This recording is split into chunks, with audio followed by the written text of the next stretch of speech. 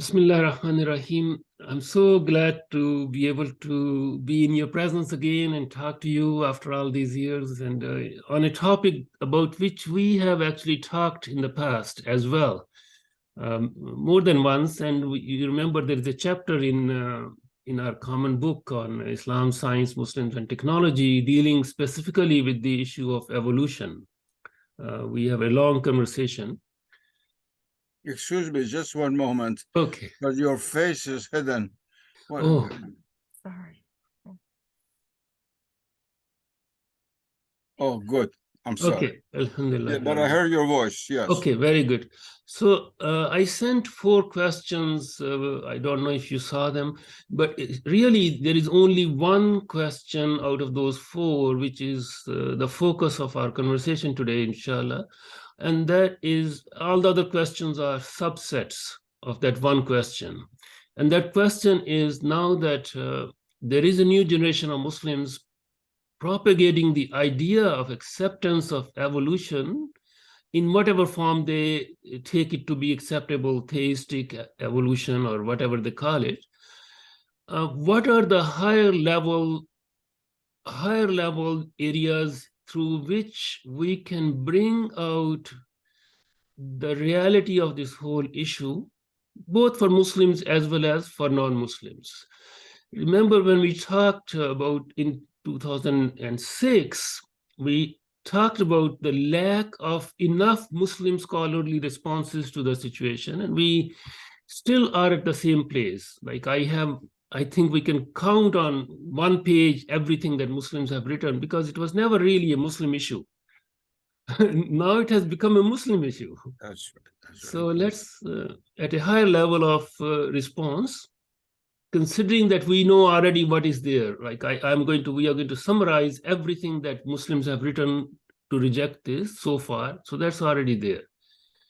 What are the new ways to, they are going to be old ways, but what are the resources in our tradition which one can use metaphysically, philosophically, and mashallah, you have your fingers in everything, philosophy, metaphysics, even science, history of science, all of these areas are connected. So Bismillah. Bismillah ar-Rahman ar-Rahim. I'm very glad that you have brought this issue up, although over a decade ago, you and I already had a discussion about it. It's a very important issue. Let me just say something for a few moments historically. When the idea of evolution first came up in England, Charles Darwin was an Englishman. It spread rapidly in England and henceforth in its colonies.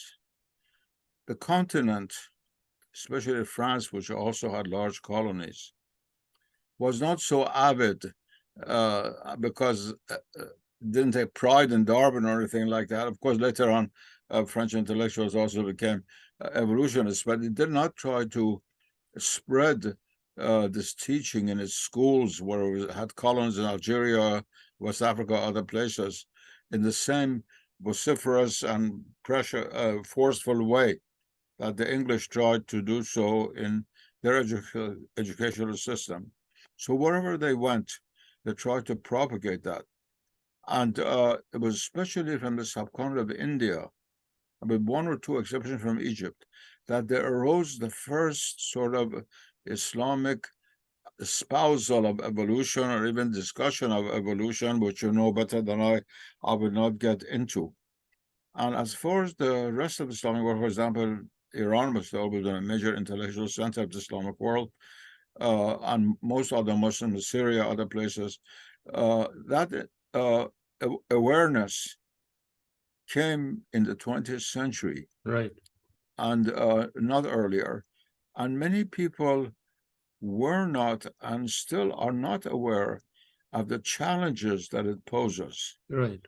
to Islam as a religion, as it poses to all religions. Right. And the strange thing is that these younger Muslim generations or this generation has come to the fore, as I'm talking about evolution, without having any knowledge of Islam itself, really, in Yes. its intellectual and scientific and philosophical aspects, that they are not fully aware of all the criticisms which have come about concerning the evolutionary theories since even the last time we spoke together.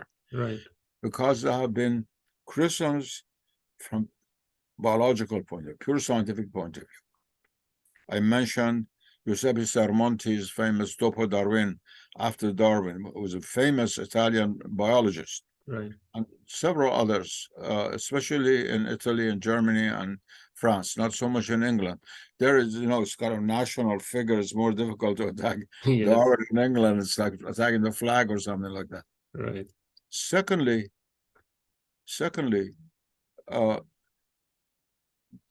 besides these scientists, there have been philosophical writers who have written philosophically against this.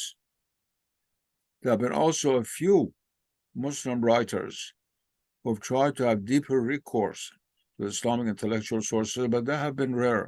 Right. But most recently, what I want to draw your attention and that of the Islamic readers of the journal when it comes out, is that we have this remarkable scientist and philosopher and theologian, Wolfgang Smith. I don't know whether you've heard of his name or not. Yeah, I've been German following origin, him. but Yes. lives in California. Yes. It was a brilliant scientist at the age of 16, 17, that finished his PhD in physics and so forth. But he's also a philosopher. Yes. Became a devout Catholic, but is open very much to serious religious discourse and to metaphysics. And although he did not know much about Islam, I became his good friend and is very much interested to have conversations together. I have the greatest respect for him. He's come out with a number of books, especially a book called Vertical Causality, in which, not basing himself on the Quranic revelation or biblical revelation on any religion, but just on pure intellectual aspect of modern science and philosophy, shows that, in fact, every event that takes place in the world of nature does not only have horizontal causes, but is also vertical cause. Yes. That ultimately goes back to God. Right. And so evolution is meaningless in a sense. Right. Because evolution is based on the horizontalization of reality. Yes. That is, the grades of being, as I once mentioned to you. Right. We have multiple states of being. Right. So it was a vertical. And we had access to all the levels of being here and now, not in some future 10,000 years after evolution. Right. This was horizontalized in the 19th century. By the death of authentic metaphysics in the West, even within the church, and the fact that the churches had no intellectual gift sufficient enough to be able to respond to evolution, except by faith, and then they were caricatured, like the monkey trials and things like that, and the Western people, Christians, were made to look very stupid, and some biologists from Harvard was made to look very brilliant. You know the story of what goes on. So even Christianity was deprived of its own intellectual background with which it could have confronted evolution seriously. But now, of course, things have changed quite a bit. Besides these writings, and of course the traditional writings of Martin Lings, others who have written books on this, very profound books from the traditional Islamic or other traditional point of view in general. The works of Wolfgang Smith, person who knows quantum mechanics well, and who writes from the point of view of the quantum mechanical view of physical reality. Yes. He shows that there's always grades of being, that reality cannot be reduced to the quantum mechanical level, it's really a level of potentiality. But as soon as you have corporeality, you have another world, which is, and then you have the higher world, psychological world, spiritual world, God. And therefore, the causality cannot be reduced to only horizontal causality. Once you make that one statement, the whole of evolution falls apart. Hmm. Evolution is based on small changes coming about natural causes. Right. It's called natural And selection by Charles random Darwin, causes. not God's selection. Right. Right. Now, there's another point that I will mention, then I'll give you a chance to ask questions. There's another point.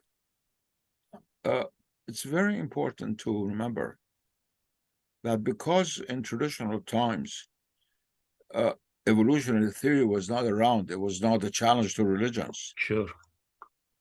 Very few people talked about it. Right. But it's in that nobody was aware of it. And for example, Abu Rahan al-Biruni alludes to it, that some people believe this and so forth. And it was rejected, but it was not that it was completely unknown. The idea was not known. But the answer that our Muslim metaphysicians always gave was what the Quran said, بِيَدَهِ مَلَكُوتُ كُلِّ شَيْءٍ. Right. The existential reality of everything is in the hands of God. Yes. And God does not evolve because it contains all possibilities, infinite. Infinity cannot evolve beyond infinity. Yes. All Yes. possibilities are already contained in the divine. And so the Muslims really had no problem. I remember once, even in the 20th century, was discussing this question of evolution with Allama Tabatabai, my great teacher. Right. In Iran. And so all these people are debating. For us, there's no problem at all, because everything that exists comes from God. He is infinite. All possibilities are within him. And otherwise, they will not be manifested in this world. Right. Therefore, if one thing becomes another, so what? That God has willed it. It's not that it's by itself it becomes something else. But then, in addition to that, of course, Al-Ahmad Abad did not point to that, but I want to point to this point that if you say, all right, God created the world, deistic position, but then he left it free through evolution, everything happened. There are no values, there are no meanings, there are no ultimate realities, and so on, or there are. But the world we live in, you, I, there are things that we cherish, every civilization, every culture. Can you say that Jesus Christ, alayhi salam, the Prophet, sallallahu alaihi wasallam, Johann Sebastian Bach, Dante, Rumi were all in the bowl of soup of molecules banging against each other? If you say that, of course, it's an absurdity. If you say no, they came about later, where did they come from? If time itself generates reality, then we're really is a form of immanentism, believing the divinity as the immanent, something like the old Stoics. As if Yes. time itself becomes God. Yes. The question here, there are two aspects to this. One, Muslims who are propagating this idea, of course, they are putting the hand of God into the evolutionary mechanisms. They are not saying that these things are happening randomly. The only way these people can propagate this idea is to say, oh yes, this is what God willed. But the question is of forms. You have written about the forms. No, like man was always man. Adam alayhi salam was created in not only full forms, form. you just said something I have to answer immediately. It's what God wills. According to evolution, God cannot just will anything. Only certain things can be transmuted or transformed to certain other things. Yes. And so we're limiting the will of God itself. Right. But what I'm saying is those young Muslim people who have now taken the stage, they are not accepting evolution as the general scientific understanding. Our problem here is a new generation of Muslims who are trying to Islamize what cannot be Islamized, Yes, Fundamentally, they it's are. wrong. Like See, we but cannot take Adam alayhi salam to have evolved, for example, from a common soup, as you said. That means the prophets, all the prophets are from that soup. We just demolish the Qur'anic concept of a human being if we say God, Allah subhanahu wa ta'ala, willed it through evolution, as they are saying. So what is our response to these people? We are not talking about absolute secular evolution. We are talking about their version of Islamic evolution, which is a that's no nonsense. such a thing. Right. First of all, our answer to them is there's no such a thing. I ask them, well, what do we mean by evolution? Because you can say in the English language, I evolved as a lover of the French language. I first didn't like it, and then I began to like it. You Right. can evolve in that sense. Right. You've done a lot. All of us have done Yes. that kind of evolve. What do we mean by evolution? Right. If you mean that one life form of one particular species can, through time alone and the factors of the material world, turn into another species. No, they don't mean that. They mean Then what do they mean? Allah subhanahu wa ta'ala, just as He organized the coming into existence of the sun and the moon and the planets and the galaxies and everything, He is the one who made this mechanism for life forms on this earth to evolve. That is their stand. Yes, but you see, if that is the case, it is He who is the origin of it, not a material process. No, they don't claim that. They say, yes, He is the origin. But if we... So what is the evolution? What is the evolution? There's no evolution. Means that you and I are in this state, or human beings are in this state, because Allah subhanahu wa ta'ala started life from these initial cells. They just take everything that secular biology says, put the hand of God into it. That means they don't believe in the Quran. I mean, the Quran says explicitly how God created Adam. Exactly. Ruhi, and blow the spirit unto him. Right. So they don't believe in the Quran, they're not Muslims. Right. And why even argue with them? This is the modern version of what you are referring to, what happened in the subcontinent. Sayyid Ahmad Khan did that. Actually, exactly. Many people in Egypt did that. This Marwa al-Shakri has this book on reading Darwin in Arabic, where she traces all the missionaries and others who planted these ideas in Egypt and Syria. Yeah, exactly. And all of those things. So they say, Sayyid Ahmad Khan said that in his, he started to write this tafsir, subhanallah. He started to write a tafsir of the Quran, in which he says the word Adam needs to be understood metaphorically. This doesn't refer to a human being. Rather, it is a metaphorical representation of humanity as such. These are the... Now we have a new generation of people. They are putting Imam Ghazali into this discourse. They are using the Kalam terminology. They misunderstand everything. Yes, I know that. I know these things. But the question is, how am I going to accept that all these great scholars like Ghazali, and Imam Shafi'i, and all of these were wrong? Right. And some little squirt from some country comes who not even like my student and says, no, they were all wrong. Right. And by Adam it means this, and by Amr means something else, and this kind of thing. This is an attempt that's really not very serious. I don't think it's going to have much of an influence. I think what your journal should do is not to answer every small error. Exactly. To keep to the truth of the matter. Right.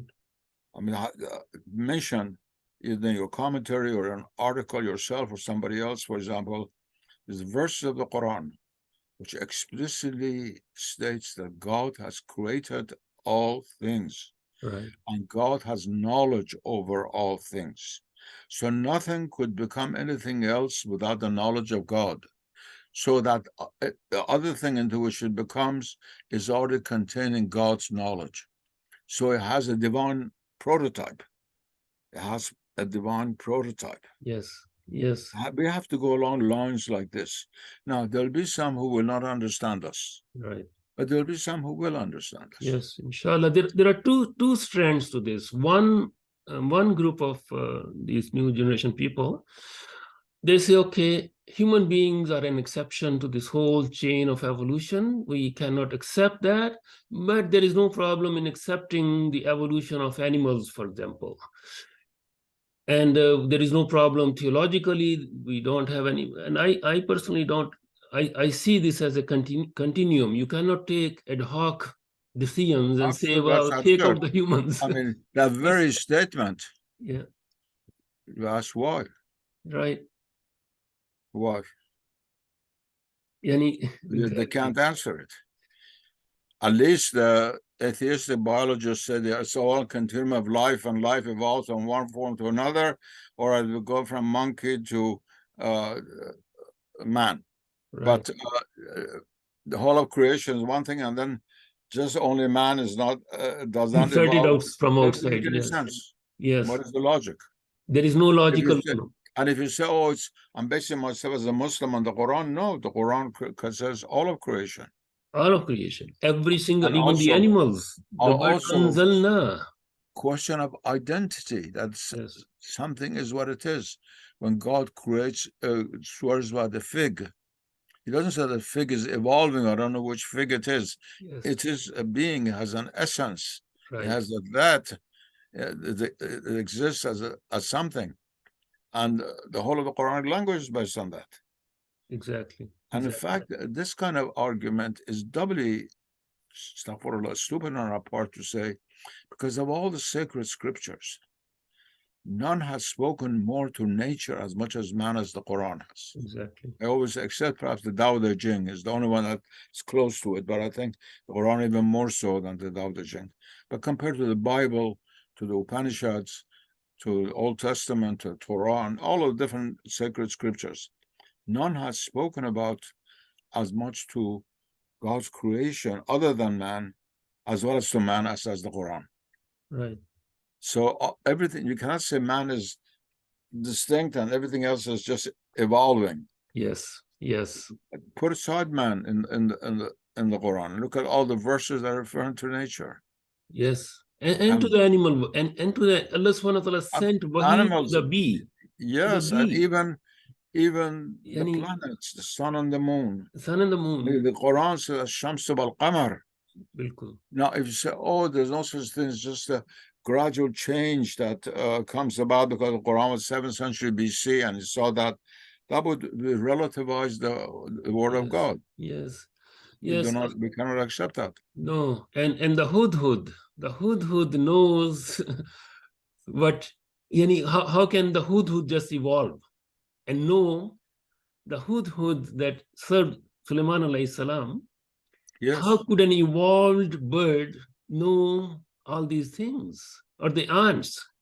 Yes, exactly. The ants speak. They know Sulaiman, Junud of Sulaiman alayhi salam are coming, and the ants speak in the Quran. And yes, they say these are evolved. Exactly. This exactly. So we should not compromise. No. And we should, all of these deviations, new schools of deviation and so forth and so on, right, we should not compromise with any of them. In fact, the way that the devil gets into the soul of either a nation or a culture or a human being is always by compromise. Yes, yes, just a small, yes, little error right, is combined with a big truth. And that's how that always happens. And we should avoid that. But fortunately, alhamdulillah, we have the intellectual capability. And although we now have these young Muslims doing this, there are also a lot of young Muslims who realize the errors. In my own country, Iran, where my writings are read very extensively, even perhaps more than other parts of the world, there are a lot of young writers, very, very good young writers, who are totally against this evolutionary theory in a materialistic sense that we have in our world. They're not fooled by it. MashaAllah. What we have to do is to bring out the truth of tradition more, because it answers all of these questions. Yes. All of these questions.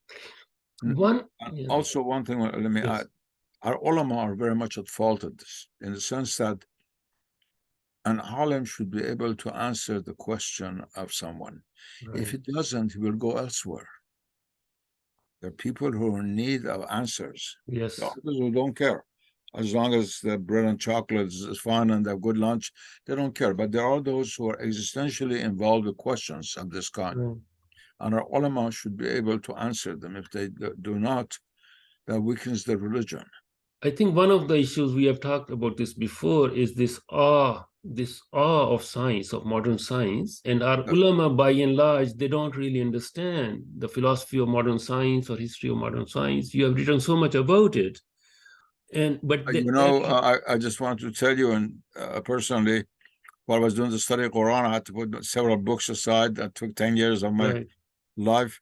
And there also, we're always critical of these issues. They were very careful about this. But I have a book coming out called What is Metaphysics? Okay. Which also has a scathing attack against this era of divinizing modern science. Right. And since I was studying mathematics and physics at MIT, people just cannot be, oh, he doesn't know anything about science. Right. This they cannot do. I know a little bit something about it.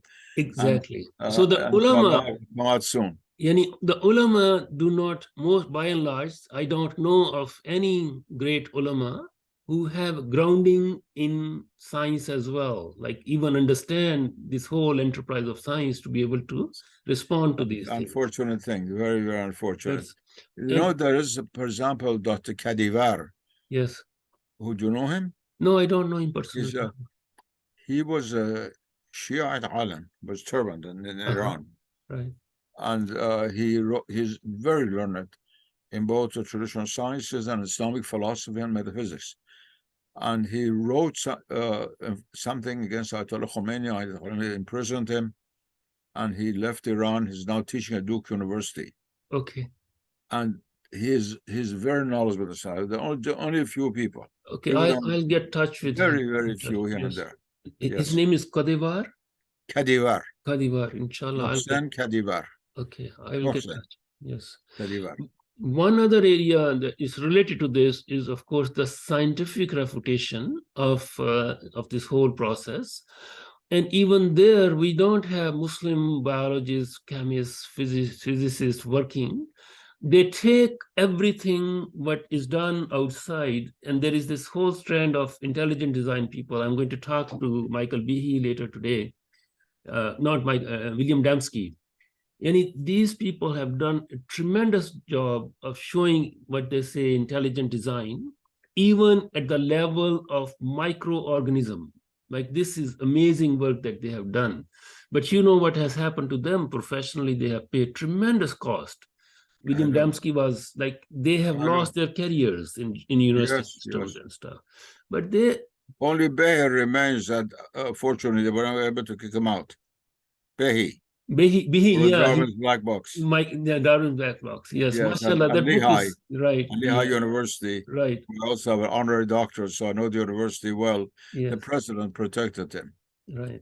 But the microbiology department wanted to expel him. Yes. Which still goes to show that evolution in the modern world is not science, it's a pseudo-religion. It's pseudo-religion. Exactly. And it's got such force in it, like economic force, political force, social force, that anyone who stands against it is just bulldozed. Like, they bring in these huge... No, but the wall is cracking, as I said, much more than the 19th century when it began. Right. Every European man believed in progress, which shows combined evolution. Right. That's no longer the case. That's no longer the case. Yeah. Even biologically, when they discovered the fish of Madagascar, which was 60 million years old, but was still alive and swimming and hasn't evolved, that was a great consternation. And somebody wrote a wonderful essay called The Deniable Darwin, once some years back, some biologist. Right. But there's a man called Giuseppe Sermonti who has died. A second man called Giovanni Monastra, who is an Italian scientist who just retired and was a good friend of Sermonti. And he is one of those major scientists who fully understands the errors of modern evolutionary theory. Right. And it's a major scientist, it was a great scientist. So there are people here and there. But the modern world is like, if it's a tent, evolution is like the peg. Exactly. That falls, the whole tent falls down. Yes. So it uses all of its possibilities to try to keep that beg for falling down. In order to make this pole, this central pole, sort of demolish it, like we have scientific approach, we have the philosophical approach, we have the theological approach, we have the Qur'anic verses. All of those things need to be brought in. Absolutely. Into the and we basically need people who have their understanding of all of these domains clear, totally clear, like science, history of science. I suggest something too. You're a scientist, like myself, and also you're a devout man, and you know about Islamic studies. To write something on this issue, there is the possibility of Quranic approach, that is appealing to text of the Quran and Hadith. Possibility of theological approach, Right. turning to Islamic theology and theology of other religions. Possibility of philosophical approach, Right. which is different. Possibility of scientific approach. I find a possibility of metaphysical approach. Right. All of which can be a means of, you might say, unveiling the errors of, or revealing the errors of evolution and unveiling it and showing it for what it really is, an absurdity. Right. And what if you write an essay proposing that, there are very few people who can do all five at the same time. Yes. But different people will be able to do different things, and are also wants perhaps to have a kind of review of the literature that already exists. There are 15, 20 very important books on the theory of evolution, its criticism from the various perspectives, Right. including the scientific, including that Smith book about the mathematical, Right. which I put to part of scientific. That is, you cannot, in mathematics, get more information out of a box than you put into it. It's mathematically impossible. Right. Right. And that's what evolution does. Yes. Yes. Every cell is already extremely complicated. Right. Right. But it cannot just through time becomes more complicated by itself. Yes. You have to add something to it from the outside. Right. So these are very important works done, and there's no one book which brings all of these perspectives together.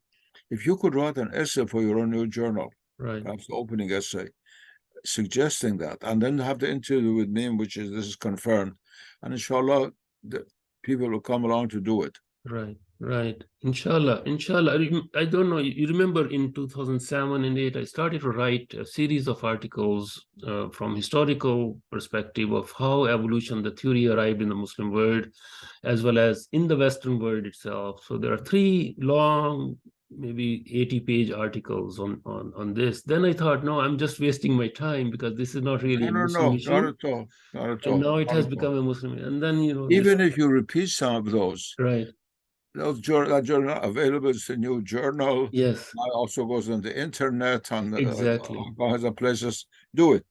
Yes. And then just like your study Quran project, this encyclopedia, integrated encyclopedia of the Quran came, and it just took my life into how it is. It was just a huge involvement. Everything else was just left on the side.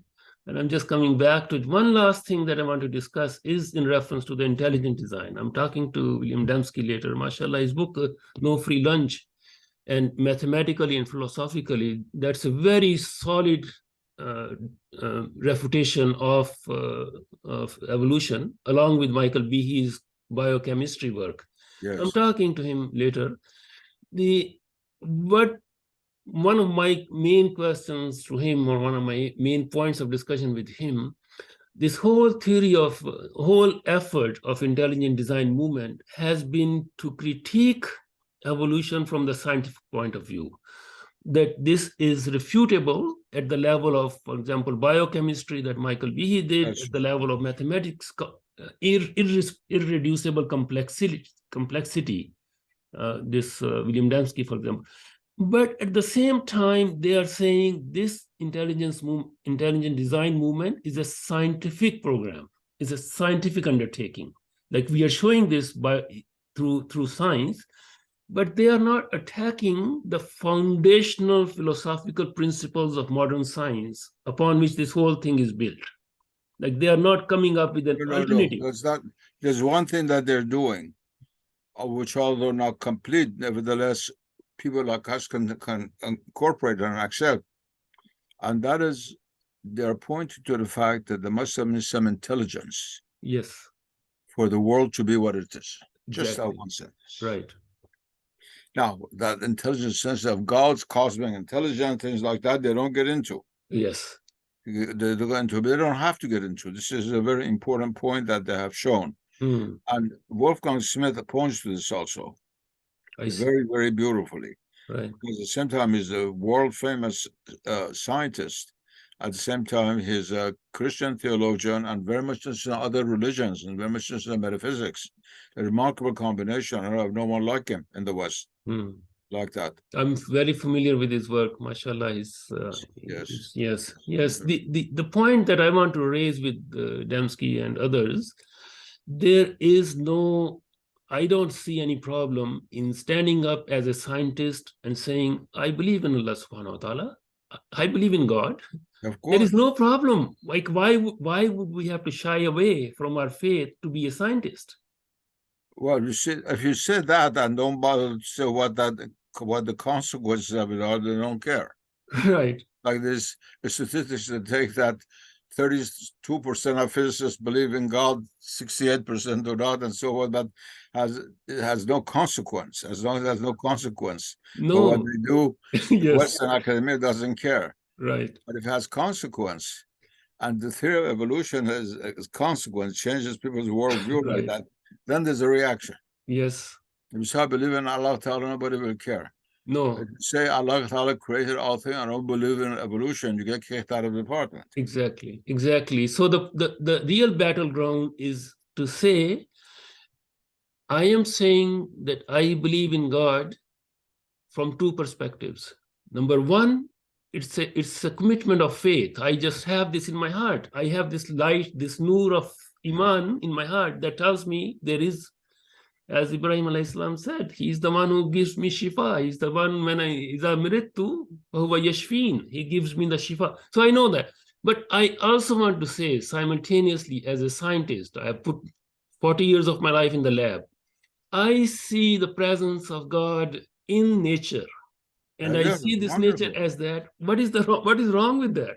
Nothing at all. Nothing at all. So these people are shy of that. But if you were a professor or a lab scientist, if you put the second part in, then they would criticize you. Yes. So there is no real possibility, do you think? Do you think there is a possibility for working scientists to make that space in the modern world within the system? It's certainly within the Islamic world. Certainly within the Islamic world. But I don't really see the Western world. It differs. For example, some Catholic universities, or even strict Protestant universities, in which yes, such a thing could be done.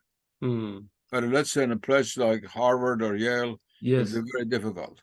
It will be difficult. Yes. So this keep that to yourself. That don't teach it to students. That's not part of the curriculum, and so on and so on. If you insist, I know people who've gotten expelled because of intelligent design. They believe in intelligent design, which that don't do with religion. I'm talking about scientifically about intelligent design. They say, "Oh no, that's secretly you're teaching religion," and they kicked them out. They said they wanted to kick Behi out. The president of the university to intervene and prevented the department from kicking him out. So this whole idea of freedom of expression and the freedom of academic freedom, all of these things are just. But sadly, the thing is in the Muslim world itself, like where do we find working scientists, even working scientists, making the connection between faith, between their beliefs, Muslims, putting into their scientific research? There is no place. Like in the Arab world is all gone. There are a few little science here and there. For example, at the Gulshani, when I was president of the Iran's major scientific university, Ādamic University, he was the dean of the School of Physics. Right. Retired now. Yes. He was a very devout Muslim, and also not devout, but he was interested in Islamic philosophy and metaphysics and Right. Islamic philosophy of science. And with his help, he finally created the first program in the Islamic world on the philosophy of science from the Islamic point of view. So you get a Mashallah. PhD Yes. in the Yes. philosophy of science from this point of Islamic science and philosophy. Right. I hope other countries follow through. Well, it was really a very important service that we Yes. They're retired now. There are a few people I know in Iran at Sharif University, the Arya Mirza Akka Sharif, and one or two people at Tehran University. I'm sure there must be some people in Pakistan like yourself. I mean, I know you're an outstanding and unique person in Pakistan, but half of you or stature perhaps are interested, because I do receive occasional letters from people who are in Kashmir. I received a letter just recently teaching physics. Right. Complete interest in teaching it from the Islamic point of view of nature and so forth and so on. So there is a rumbling going on. And inshallah, Something, yes, yes. I remember Hakim Seyyed had asked you many, many years ago when he wanted to start this institute in Karachi. He wrote to write some blueprint or a plan for that kind of work. Yes. But may Allah help us to do what needs to be done. Inshallah, I'm so glad to be able to talk to you. Inshallah. I pray for you, and I pray the new journal will be successful. And if I can be of any help, let me know. Thank you very much. Thank you. Salam Jazakallah khairan. Okay. Assalamu alaikum wa rahmatullah. alaikum. Alhamdulillah. Fi man Allah.